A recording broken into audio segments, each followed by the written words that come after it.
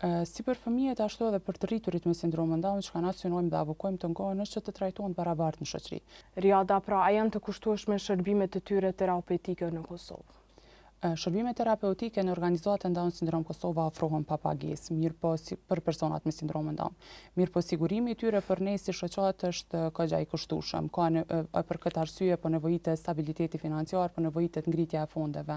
Mirë po nëse themi se shërbime terapeutike në institucione private kanë kosto, janë të kushtueshme. Për atë arsye po tentojmë sa më shumë që të shkojmë drejt asaj që të bëhet ngritja e fondeve dhe të arrijmë që të ofrohet secilit antar që drejtohet në organizatën Down Syndrom Kosova ti merr shërbimet e nevojshme ashtu siç i japim për gjithë pa pagesë.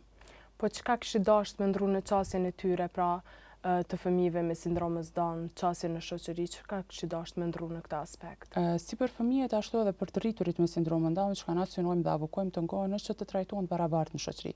Të kenë të drejtat e tyre sikur se gjithë fëmijët edhe gjithë rriturit e tjerë, mjafton që shoqëria e Kosovës të pranojë gjithë personat të trajtoj barabartë në formë të dinjitetshme. Kjo është ajo që kërkohet dhe kjo është ajo që avokohet gjatë gjithë kohës nga organizata Down Syndrom Kosova. Nuk dojmë diçka jashta natyrshmës, jashta normales, thjesht dojmë që të kemi një trajtim të barabartë dhe të përgjigjen qoftë institucione shëndetësore, qoftë ato arsimore të përgjigjen thirrjeve dhe drejtave që i gëzojnë edhe personat me sindromën Down.